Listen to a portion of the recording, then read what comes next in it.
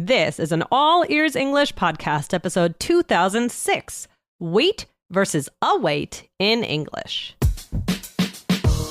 Welcome to the All Ears English podcast, downloaded more than 200 million times. Are you feeling stuck with your English? We'll show you how to become fearless and fluent by focusing on connection, not perfection. With your American hosts, Lindsay McMahon, the English adventurer, and Michelle Kaplan, the New York radio girl, coming to you from Colorado and New York City, USA. And to get your transcripts delivered by email every week, go to allearsenglish.com/subscribe. When can you interchange await and wait in English conversations? Rarely, but find out exactly when it does work to use the word await in today's episode. Hey, Michelle, what's up?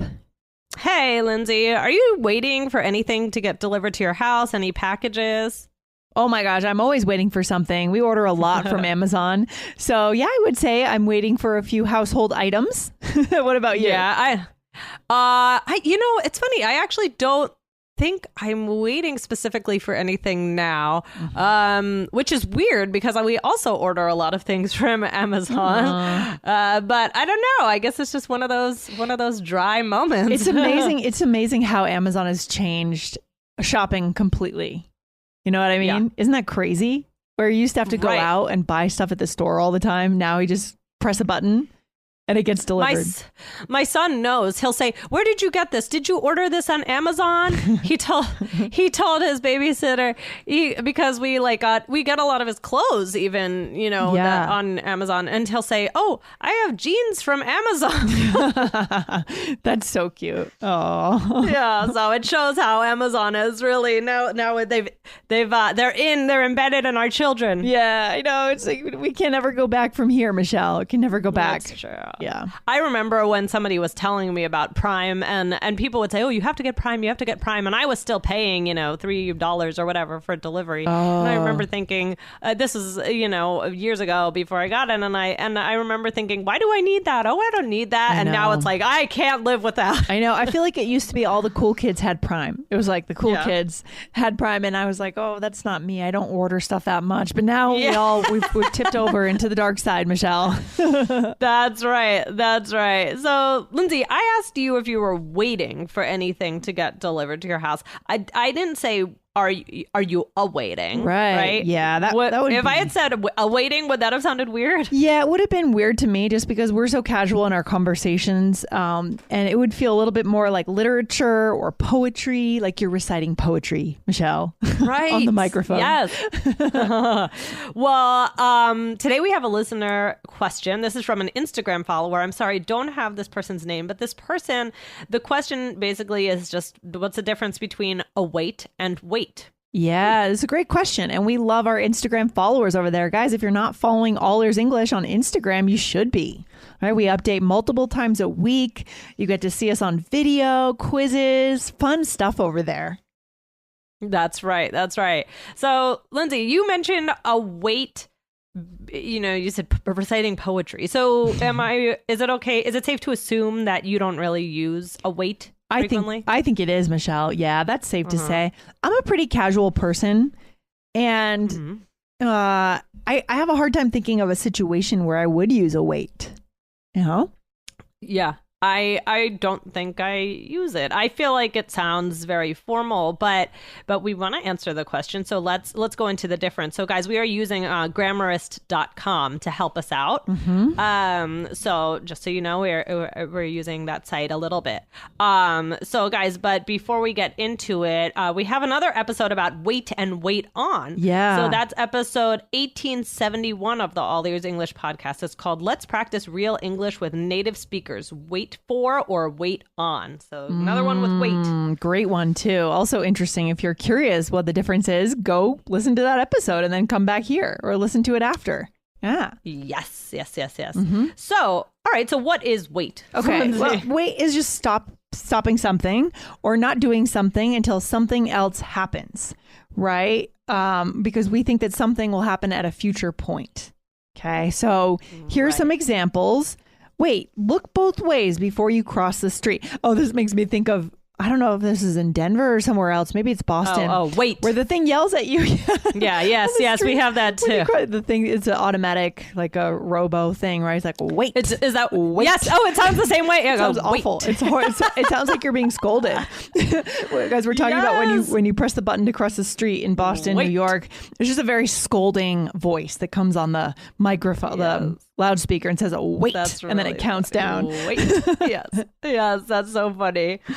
So wait, look both ways before you cross the street, right? So it's saying stop, like don't do something until something is achieved, right? Yeah. I'm waiting for a package. Is it here yet? So this is more about, thinking something like you're expecting something, something will happen in the future in some time. Yeah. So that's wait. What about wait? Okay, yeah. I think that wait is going to be used in 95% of the situations, right? I would say 99%. 99%. So if you learn English with the 80-20 principle, you are all set. All you need is wait. But if you want to know the nuances of English, we'll go into a little bit how await is different, right? So await means to wait or to be waiting, but the key difference is that await needs an object, while wait does not. Right. Tell us more about that, Michelle. What do we mean by that? Okay. So, wait can have an object, but it doesn't need one. So, let me it'll be better if I do an example. Okay. She's awaiting her Prince Charming, right? But with waiting, if you just say wait, you would have to say she's waiting for her Prince Charming. Okay. Okay. But you could also just say she's still waiting. Right. And there's no object there is what you're saying. Right. So basically, you have to be awaiting something. Okay. But I mean, really what this comes down to is awaiting sounds more like a fairy tale, like Lindsay said. And Grammarist even mentioned this idea that it's old fashioned. Exactly. Honestly, I don't know if I should make such a statement, but I would almost go as far as to say, just don't even use it. I don't know. Kind of. Yeah. I mean, we're teaching you guys modern English. When I think of the word await, if we talk about fairy tales, poems, I think of Romeo and Juliet and the scene in Verona where she's standing out on the balcony awaiting Romeo. It's just antiquated and irrelevant. Yeah, exactly. Lindsay, that word antiquating, that could be a good antiquated. What antiquated? Sorry. Yeah. What does that mean? Old. It just means irrelevant and old. I think it's a combination of those two things, irrelevant and old. Yes, exactly. So it's good to learn this. It's good to learn the difference. And it's a great question, but I really think wait covers all you need while still sounding modern. Yeah, that's the secret today, right? You could just really throw this one out. Yeah, I would just do that. I mean, and guys, in the follow-up episode, we can always talk about other ways to say wait, lots of things with this. All right. Let's go in a bit more into wait, right? Just wait, because we like that one better. We like that one 99% of the time for our listeners. What is another way to use wait? Well, as a noun, right? A delay. So you could say something like, there's always a wait at that restaurant, so you should make a reservation. I like this. I like this use of wait. I feel like maybe this might be new for some of our listeners. It sounds native and natural, and we use this all the time.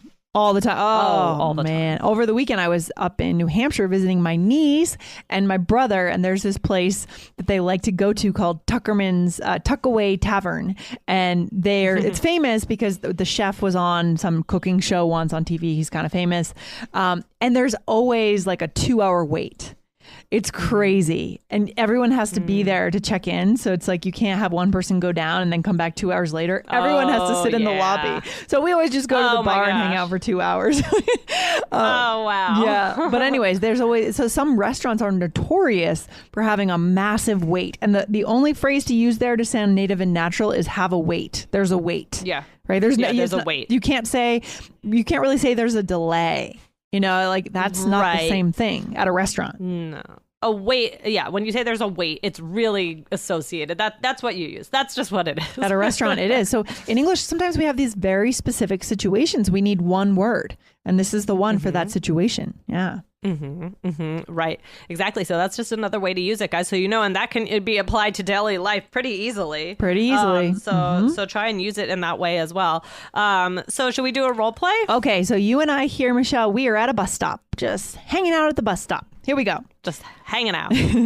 Are you waiting for the 104.2? Yes. I've been waiting for an hour. Oh, I feel like I'm awaiting a horse and carriage by now. I hate waiting for the bus. Yes. Oh, man. Now there's a wait at the restaurant I'm going to. Well, I guess it all works out then. Oh, sorry. Oh, some days are like that, It's like standing in line for my rental car. I think I shared this on when Aubrey and I recorded, but in LA last week, I rented with a rental car company, and I literally waited for 2 hours for my rental car at LAX, Michelle. It was insane. Yeah. On a Sunday afternoon. It was nuts. Yeah. That's so frustrating. Yeah. Can you believe that? Whereas the other company, I look back, everyone's getting through the line quick, and I'm there. Oh. So let's go through our role play, shall we? All right, let's do it. So you said, are you waiting for the 104.2? So waiting for something to happen, And then you said, yeah, I've been waiting for an hour. Yeah, you've been stopped, right? Basically waiting for an hour. And then here's when you used awaiting. So let's talk about this. You said, I feel like I'm awaiting a horse and carriage.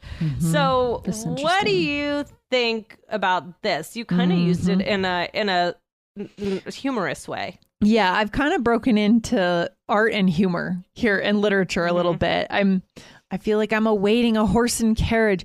I don't have to say that. I could say I feel like I'm waiting for a horse and carriage, but I guess you're going back to old times. You're saying this feels like the 1850s, right? A little bit before cars, before buses.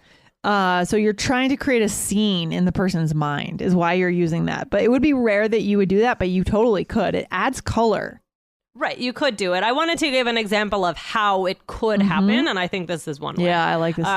But it probably won't happen. And then I said I hate waiting for the bus. So again, right. And then we talked about how to use it at a restaurant for a wait. Right. Oh man, now there's a wait at the restaurant I'm going to. So maybe I got a text message from my friend who's already there.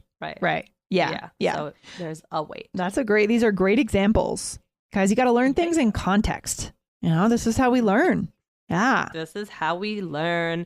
Lindsay, what's the takeaway for today? This is a great question. Guys, again, 80-20 principle. Let's focus on what gets us 80% of the results. 20% of the work get us 80% of the results. So if you live by that idea, don't worry another second about wait.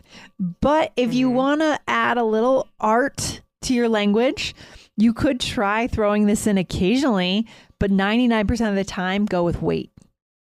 All right. I totally agree. Yeah. I'm glad we talked about this, and this was a fun one, a fun question to go into here. So, all right, guys, thanks for listening, and have a great day. See you next time, Lindsay. I know. And guys, don't forget, check out our Instagram channel. This question came in through Instagram, and Instagram is a really good place to ask us a solid question. So go on over there, go to Instagram and search for All Ears English. All right, Michelle. That's right. You take care. I'll talk to you soon. Bye. Bye.